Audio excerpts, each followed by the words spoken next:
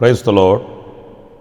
ప్రభు అయిన యేసుక్రీస్తు నామంలో మీ అందరికీ హోసన్నా మినిస్ట్రీస్ తరపున హృదయపూర్వకమైన వందనాలు తెలియపరుస్తున్నాను. ప్రభు మిమ్మల్ని ఆశీర్వదించి దీవించునుగాక. ఈ పూట పరిశుద్ధ గ్రంథంలో నుంచి చక్కటి మాట, యెషయా గ్రంథం 41వ అధ్యాయం 17వ వాక్యాన్ని నేను చదువుతున్నాను. ఆ మాటలు మీరు జాగ్రత్తగా ఆలకించండి. దీన దరిద్రులు నీళ్లు వెదుకుచున్నారు, నీళ్లు దొరకక వారి నాలుక దప్పిచేత ఎండిపోవచున్నది. యెహోవా అను నేను వారికి ఉత్తరమిచ్చెదను, ఇశ్రాయేలు దేవుడినైన నేను వారిని విడనాడను.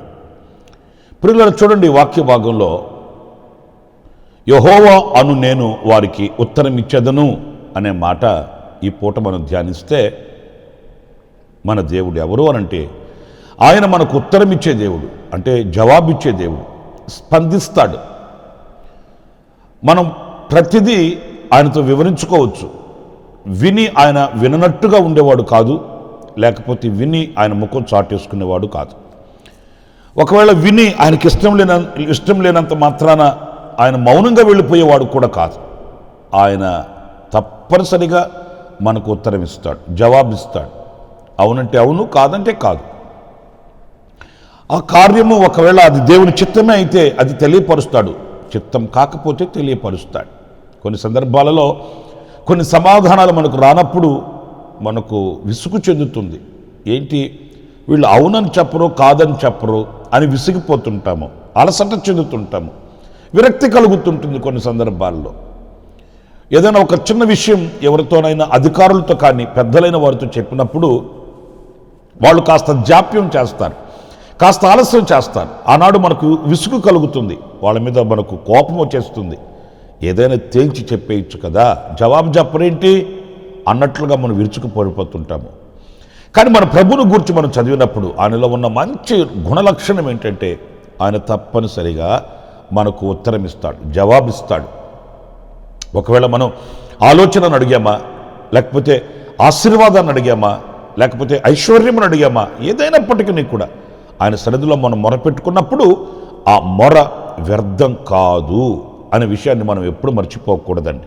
చాలామంది ఊతపదంగా అంటుంటారు, చెప్పామండి, జరిగానా లేదా, ఇస్తాడో ఏమో, ఇలాంటి సందిగ్ధాలతో వాళ్ళు అవిశ్వాసంతో పెనవేసుకుని బ్రతుకుతుంటారు.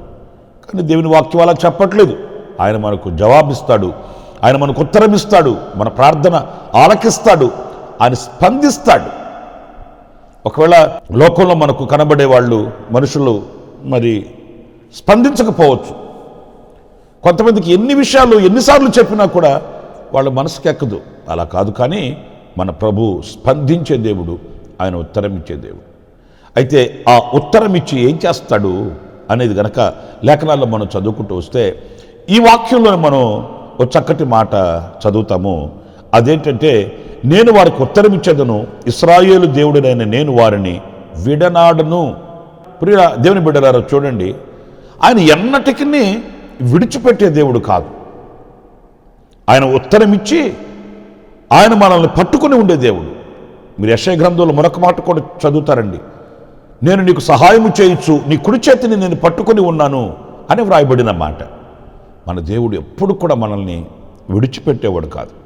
ఇంకా ఆ లోతైన అనుభవాల్లోకి వెళితే పరిశుద్ధ గ్రంథంలో మరొక మాట మనం ఎప్పుడు చదువుతుంటాము, తల్లి తన బిడ్డను మరుచునా, చంటి బిడ్డని తన తల్లి మరుస్తుందా, నవమాసాలు మోసి కనిన తల్లి తన బిడ్డను మర్చిపోతుందా? అది జరగని పని. ఆయనలో ఉన్న ఆ గొప్ప కార్యాన్ని వివరించడానికి మరొక మాట వ్రాయబడి ఉంది, వారైనా మరుచుదురేమో. వాస్తవంగా మర్చిపోరు. ఒకవేళ మరచినా తల్లైన మరుస్తుందేమో, కానీ నేను నిన్ను మరువను. ఎంత శక్తి కలిగిన మాట చూడండి, ఎంత రోషము కలిగిన, ఎంత బలమైన మాట చూడండి.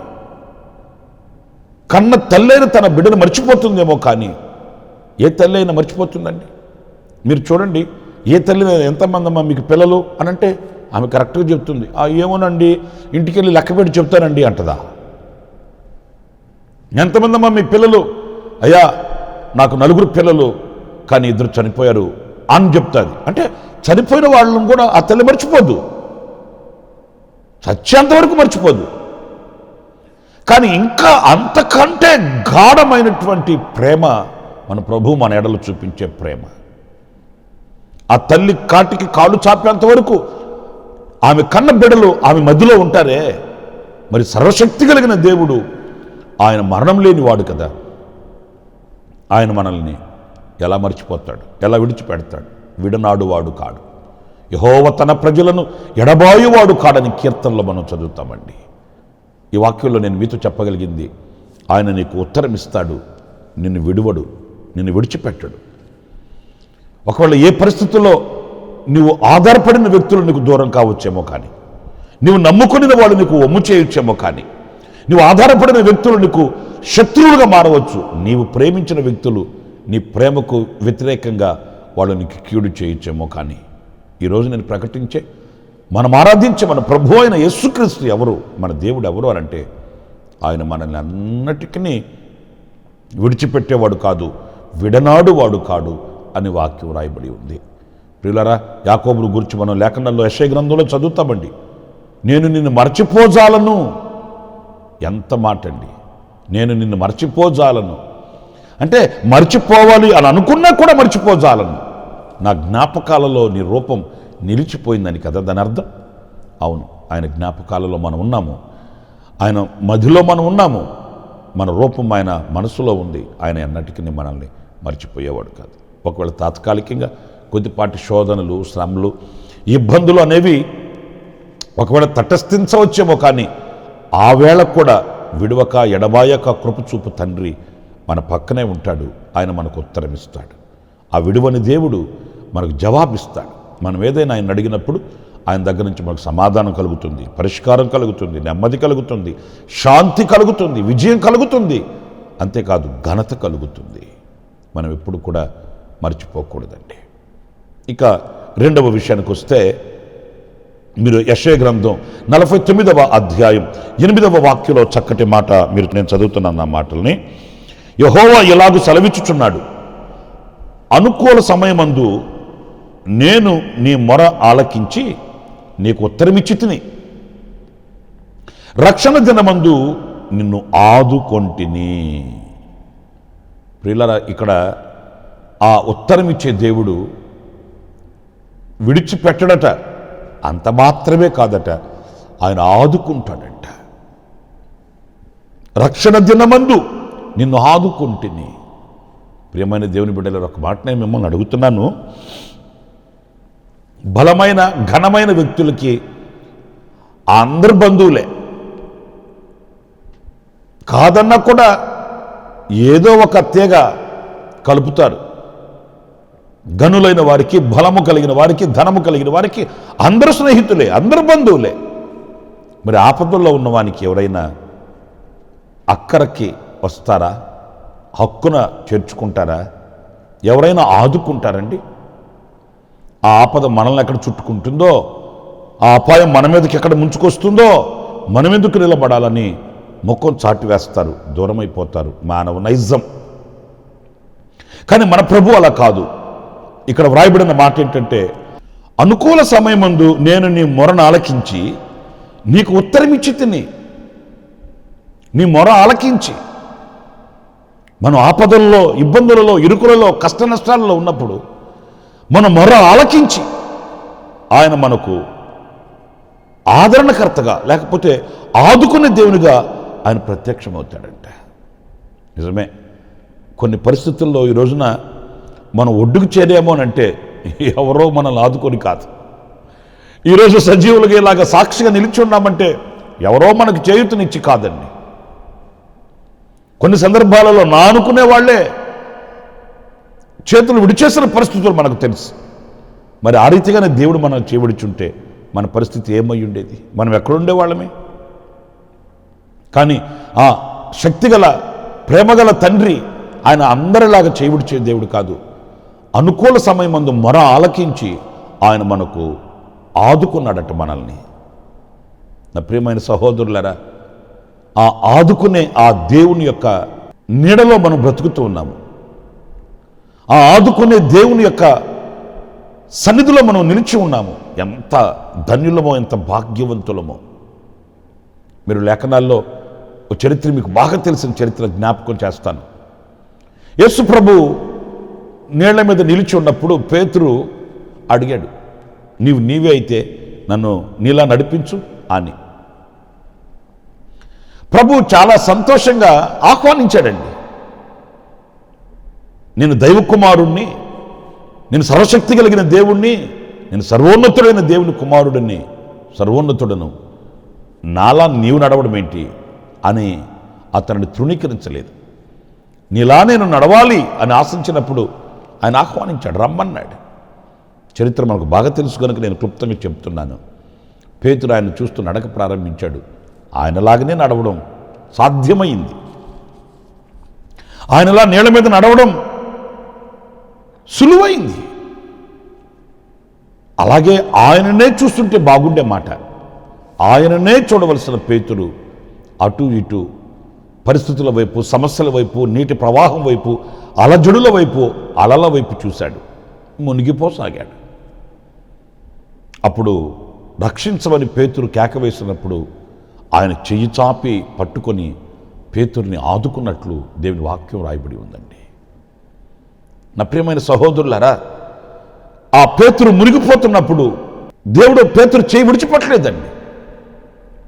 అనవసరమైన వాటిని కోరుకున్నావు, హానికరమైన వాటిని అపేక్షించావు, నీ గర్వం చేత, నీ అహంకారం చేత, నీ అత్యాశ చేత నీకు ఈ స్థితి వచ్చింది, ఈ దుస్థితి వచ్చింది, నీ కర్మ అనుభవించు అని ప్రభు దాటుకొని పోలేదండి. బలహీనతలలో చేయూతనిచ్చే దేవుడు, తెలిసి తెలియని అమాయకత్వంలో మునిగిపోతున్న వానికి సహాయం చేసే దేవుడు. ఒకవేళ తెలుసో తెలియకో పొరపాటున అడుగు వేసి అగాధంలో ఉన్నవానికి చేయూతనిచ్చి ఆదుకొని లేవనెత్తే దైవ ప్రేమ కలిగిన వాడు మన ప్రభు అయిన యేసుక్రీస్తు. అందుకే పేతురుని విడిచిపెట్టలేదు. పేతురుని లేపి మరలా నిలబెట్టినట్లు సత్యవాక్యం సెలవిస్తుంది. గనుక నా ప్రియ సహోదరులారా, ఆయన నీకు ఉత్తరం ఇస్తాడు, నిన్ను ఆదుకుంటాడు. నువ్వు ఏ పరిస్థితుల్లో కృంగి ఉన్నావో, ఆర్థికంగా, ఆరోగ్యంగా, ఆత్మీయంగా, ఒకవేళ ఏ పరిస్థితుల్లో నువ్వు కృంగి ఉన్నావో ఆ కృంగుబాటు ఏంటో ప్రభువుకు తెలుసు. ఆయన తప్పనిసరిగా నిన్ను ఆదుకుంటాడు, నిన్ను లేవనెత్తుతాడు, నిన్ను స్థిరపరుస్తాడు, నీ తలపైకి ఎత్తుతాడు. మరొక మాట కూడా నేను మీకు జ్ఞాపకం చేస్తాను. అది 138వ కీర్తన 3వ చరణంలోని మాట నేను చదువుతున్నానండి. నేను మొరపెట్టిన దినమున నీవు నాకు ఉత్తరమిచ్చితివి, నా ప్రాణములో త్రాణ పుట్టించి నన్ను ధైర్యపరిచితివి. దేవుని పరిశుద్ధ నామానికి మహిమ కలుగుగాక. ఇక్కడ చూడండి, ఆయన ఉత్తరం ఇచ్చి ధైర్యపరిచితివి, ధైర్యపరిచాడట, ధైర్యపరుస్తాడట. నిజమే, ఈరోజు మనిషికి కావలసింది ఈ రోజున ధైర్యమేనండి. ఏమి జరగకపోయినప్పటికీ అధైర్యం మనిషిని కృంగదీస్తుంది. ఆరోగ్యపరంగా ఒక చిన్న సమస్య తలెత్తితే అధైర్యం, కుటుంబ పరంగా ఒక చిన్న సమస్య మొలకెత్తితే అధైర్యం, ఉద్యోగపరంగా, వ్యవసాయ పరంగా, చేతి పనుల విషయాలలో ఏదైనా ఒక చిన్న లోటు కలిగితే ఈరోజు తల్లడిల్లిపోతూ, గడగడలాడిపోతూ, గుండె గుప్పిట్లో పెట్టుకొని అల్లాడిపోతున్నటువంటి పరిస్థితులు ఈరోజు మనం కళ్ళతో మనం చూస్తున్నామండి. అధైర్యం, సాతాను వేసే అగ్ని బాణం కూడా ఎలాంటిదంటే అధైర్యం, భయం. ఏం జరుగుతుందో, ఏం జరగబోతుందో, నా పిల్లల పరిస్థితి ఏమైపోద్దో, కుటుంబ పరిస్థితి ఏమైపోద్దో, నేనేమైపోతానో, ఇదే అధైర్యం. చాలా వాక్యాలు మీరు చదువుతారండి పరిశుద్ధ గ్రంథంలో, భయపడకుడి అనే మాటలు. ఎన్ని వాగ్దానాలు మనం చూసినా వాగ్దానాలలో ఎక్కువగా భయపడకండి, భయము అనేది ఒక సాతాను ఆయుధం అండి. ఇంకా కాస్త ఘాటైన మాట చూడాలంటే, దేవుని రాజ్యానికి అయోగ్యులైన వాళ్ళ లిస్టులో పిరికివారు అని రాయబడి ఉంది. పిరికివారును అనే మాట. వీళ్ళు దేవుని రాజ్యానికి చేరరంటే ఆ పిరికితనం ఉండకూడదు. ఎందుకంటే మనము దాస్యపాత్మ పొందలేదు, దత్తపుత్రాత్మను పొందాము. ఈ దత్తపుత్రాత్మను పొందిన మనము ఎందుకు భయపడాలి? ధైర్యంగా ఉండాలి. మన పక్షాన ప్రభువు ఉన్నాడు. ఆయన మనకు ఉత్తరం ఇచ్చే దేవుడు, ఆయన మనకు సమాధానం ఇచ్చే దేవుడు. చిన్న ఉదాహరణ చెప్తాను. రాజ్యంలో ప్రజలందరూ వ్యతిరేకులైపోయారు, రాజు ఉగ్రుడైపోయాడు. కానీ ఒక 3-4 యవనస్తులు ఎంత ధైర్యంగా నిలబడ్డారు చూడండి. పరాయి దేశంలో నా అనేవాడు ఎవడు లేడు అక్కడ. ఎందుకు వచ్చిన గొడవ? ఇంతమందిని మనం ఎదిరించగలమా, రాజుని ఎదిరించగలమా అని అనుకోలేదు. అంత వ్యతిరేకతల మధ్యలో రాజు సహితం ఉగ్రుడైపోయినటువంటి ఆ కష్ట పరిస్థితుల్లో ఆ 3-4 యవనస్తులు రోషంగా ధైర్యంగా నిలబడ్డారు. ఈ వేడిమి కలిగిన అగ్నిగుండంలో నుంచి మా దేవుడు మమ్మల్ని విడిపించడానికి శక్తిగల దేవుడు. ఎంత ధైర్యం ఉండాలండి, ఎంత ధైర్యం ఉండాలండి. వాళ్ళకి తెలుసు మా దేవుడు మాకు ఉత్తరం ఇస్తాడు. దానియేలు అయితే రాజు సముఖానికి వెళ్ళి, అయ్యా ఆ కలభావాన్ని మేము చెప్తాను, నాకు కొంచెం సమయం ఇవ్వండి, మా దేవుడు మాకు ఉత్తరం ఇస్తాడు, మాకు తెలియపరుస్తాడు. ఎంత ధైర్యం ఉండాలండి. ఇవన్నీ మన గుణ లక్షణాలలో వీటిని మనం అలవర్చుకోవాలి. ధైర్యంగా, నీతిమంతుడు సింహం వల్ల ధైర్యంగా ఉంటాడని వాక్యం చెప్తుంది. గనుక ఎదురవుతున్న పోరాటాలలో, ఎదురవుతున్నటువంటి పరిస్థితులలో మనం విశ్వాసపు యాత్రలో ఉన్నాం గనుక ఈ విశ్వాసపు విజయాన్ని మనం చూడాలి, కానీ ఓటమి పాలు కాకూడదండి. నేను ఊరికే ఉదాహరణ చెప్తున్నాను. గొప్ప గొప్ప ఉన్నత స్థితికి ఎక్కిన వాళ్ళందరిని చూడండి. వాళ్ళు ఒక్కసారి ఏ ఆటుపోట్లు లేకుండా ఉన్నత స్థితికి రాలేదు. ఎన్నో అలజడులు, ఎన్నో అవాంతరాలు. ఇక ఆ లాస్ట్ స్టేజ్, ఆ చివరి స్థానానికి వెళ్ళి ఆ ఆఖరి అడుగులో మలుపు త్రిప్పబడి పైకి వచ్చిన వాళ్ళేనండి. మరి మనం ఎందుకు కలిసిపోవాలి? ఎందుకు అధైర్యపడిపోవాలి? ఏదో జరిగిపోతుందని మనం ఎందుకు ఆలోచించాలి? ఆయన మనకు ఉత్తరం ఇచ్చే దేవుడు ఉన్నాడు కదా, మనకు జవాబిచ్చే దేవుడు ఉన్నాడు కదా. ఆయనతో చెప్పుకోవచ్చు కదా, ఆయన శక్తిని పొందుకోవచ్చు కదా. వన్నెకెక్కిన వాళ్ళని చూడండి మీరు. వాళ్ళంతా ఆ క్రింద స్థితి నుంచి, అనగదొరక్కబడిన పరిస్థితుల్లో నుంచి విరజిమ్ముకొని ప్రకాశించిన వాళ్లే, కానీ సుఖంతో ముందుకు వచ్చిన వాళ్ళు కాదండి. నేను ఇంకా ఒక మాట చెప్పనా? ఓటమి నేర్పించగలిగినన్ని పాఠాలు, ఓటమిలో నేర్చుకోగలిగినన్ని పాఠాలు విజయంలో మనం నేర్చుకోలేమండి. ఒక ఓటమి కలిగినప్పుడు ఎన్నో పాఠాలు మనం నేర్చుకోగలుగుతాము, ఎంతో శక్తి మనం పొందుకోగలుగుతాము, నిలదొక్కుకోగలుగుతాము. మనం పైకి ఎదగడానికి మనం నూతనత్వాన్ని అందుకోగలుగుతాము. ఓటమి చాలా పాఠాలు నేర్పుతుంది, విజయము కంటే కూడా. అందుచేత మనం ధైర్యం పొందుకోవాలి. ఆయన యుద్ధం నుంచి ధైర్యంగా ఉండాలి. 3 విషయాలను మీతో చెప్తూ వచ్చాను. 1, ఆయన విడనాడువాడు కాడు. 2, ఆయన ఆదుకుంటాడు. 3, ధైర్యపరుస్తాడు. ఆయన ఉత్తరం ఇస్తాడు. ఆ ఉత్తరం ఇచ్చే దేవుడు మన బ్రతుకులలో కార్యాలు చేయుటకు ఆయన సమర్థుడైన వాడు. తలలు వంచండి, ప్రార్థన చేసుకుందాం. కృపా సత్య సంపూర్ణుడ, జీవాధిపతి అయిన ప్రభువా, మీకు వందనాలు. నాయన, మీరు ఉత్తరమిచ్చు దేవుడవు, ఉత్తరమిచ్చు, నీవు విడనాడువాడవు కావని, అలాగే ఆదుకుని వాడవని, ధైర్యాన్ని కలిగించేవాడవని లేఖనాల్లోంచి మేము గ్రహిస్తూ వచ్చాము. ఆ రీతిగా మా బ్రతుకులను మలుచుకోవడానికి మీరు కృపను అనుగ్రహించండి. నాయన, మీకు స్తోత్రాలు. మీ పాదాలు దగ్గర మా శిరస్సు వంచి నమస్కరిస్తున్నాము. మా ఆపాదమస్తకం నీకు అంకితం చేసుకుంటున్నాము. మమ్మల్ని మీరు వశపరుచుకొని మీ అడుగు జాడల యందు మమ్మలను నడిపించమని. ఉత్తరమిచ్చే దేవుడు మీరు ఉన్నారు గనుక, విడనాడు వాడు కాదు గనుక, నాయన మమ్మల్ని ఆదుకునే దేవుడు గనుక, ధైర్యపరిచే దేవుడు గనుక, మా గుండెల విశ్వాసాన్ని నింపుకొని మీ వైపు చూస్తూ నడవడానికి ఓర్పును, నేర్పును, సహనాన్ని, సంతోషాన్ని, సమృద్ధిని కలిగించమని మమ్మల్ని మీకు అప్పగించుకుంటూ యేసు నామములో ప్రార్థించి వేడుకొనుచున్నాను తండ్రి. ఆమేన్, ఆమేన్. ప్రభు మిమ్మల్ని ఆశీర్వదించి దీవించునుగాక. ఈ దినమంత విశేషమైన కృప నా దేవుడు సమృద్ధిగా మీకు అనుగ్రహించుగాక. ఆమేన్. ప్రతి దినము ఈ అనుదిన కృపాను సందేశాల కొరకు ఇంకా మరిన్ని ఆత్మ సంబంధమైన సందేశాల కొరకు ఈ మా యూట్యూబ్ ఛానల్ ని సబ్స్క్రైబ్ చేసుకోండి. Pastor Ramesh, hosanna ministries.